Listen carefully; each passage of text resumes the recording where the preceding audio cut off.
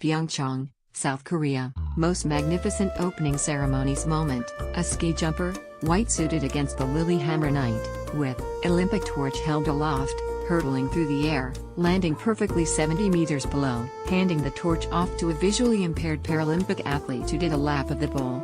Then passed it on to Crown Prince Haakon Magnus, who lit the Olympic cauldron. Stein Grubben was actually the understudy, a last-minute replacement for three-time medalist Ole Gunnar Fijestol, who'd been injured in a rehearsal jump the week before. Entirely subjective, of course, rating the splendor of spectacle at the Olympic Games, but everything about Lillehammer was picture postcard perfect and atmospheric. The opening ceremonies at every Olympiad are top extravaganza, and every host city strives for the unforgettable. Archer in Barcelona who shot an arrow igniting the cauldron. It was trompe-l'oeil, the cauldron was preset to light itself in case he missed.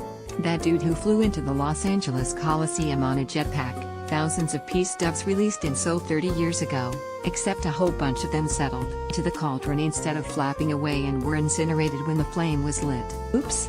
Read more. The road to Pyeongchang paved with broken bones for snowboard star Mark McMorris. Canadians look to dodge norovirus as number of cases at Olympics grow. Canada's Olympic athletes get help crunching data to project gold medal potential. Muhammad Ali appearing at the top of the steps, hand trembling from Parkinson's disease, as he raised the torch. Queen Elizabeth showing off her funny side. Who knew?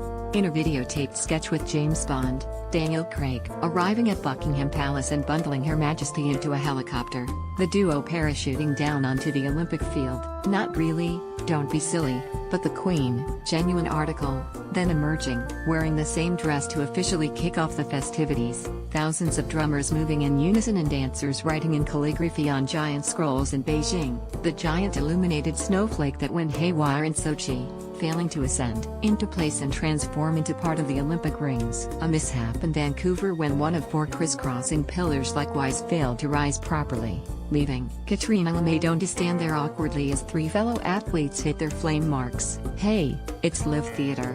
Anything can happen. On Friday evening, bright and early Friday morning, Toronto time, Pyeongchang will take center stage, curtain rising on the 23rd Winter Olympics. They've waited a long time for this, having twice before lost their games bid. Anticipation is keen. What will they come up with?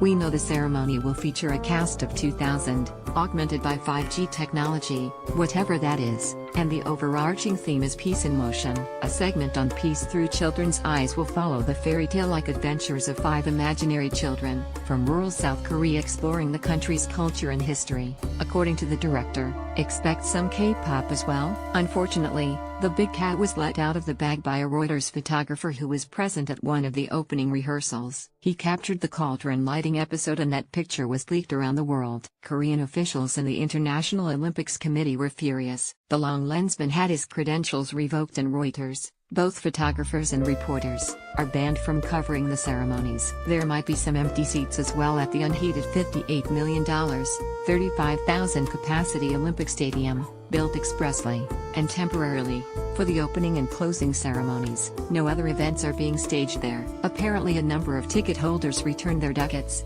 no longer wishing to expose themselves to what were expected to be frigid temperatures, plunging to -20 at night. There have been reports of several stadium workers and rehearsal fans being treated for hypothermia. Organizers were to distribute hats, blankets and seat warmers to those in attendance Friday, including many world dignitaries, to combat the cold. Except Pyeongchang has been enjoying a warmth wave over the past weeks, at least down in the coastal cluster region, nearly as balmy as shirt-sleeve Sochi 4 years ago. Up in the mountains, however, it's freezing, with brutally cold conditions warping skis, forcing some competitors to throw them away after training runs. Hardened, sharp snow crystals are apparently the culprit.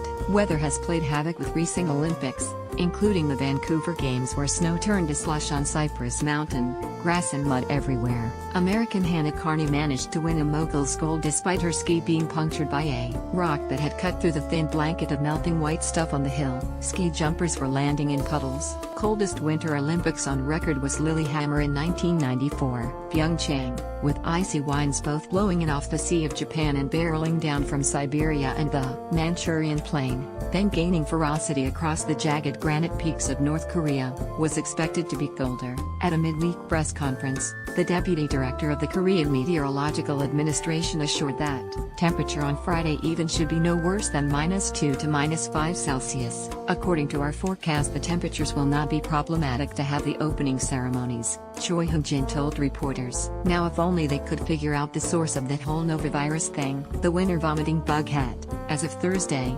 officially climbed to 128 cases in the region requiring quarantine, including security staff. Non-hurling, fingers crossed, will be the 2,781 athletes, 225 of them from Canada, who are competing at these games, from 92 countries. They are the soul of the affair, but the Parade of Nations has been knocked down to about 2 hours, to prevent participants from turning into popsicles. 6 countries are making their Winter Games debut: Nigeria, Eritrea, Ecuador, Kosovo, Malaysia, and Singapore. A record 102 medals will be up for grabs over the next fortnight in 15 disciplines across 7 sports: big breath here, alpine skiing, biathlon, bobsleigh, curling, cross-country skiing, figure skating, freestyle skiing, ice hockey, luge, Nordic combined, short track, speed skating, skeleton ski jumping, snowboard, speed skating. Games on Pyeongchang says welcome, Isao Ozio.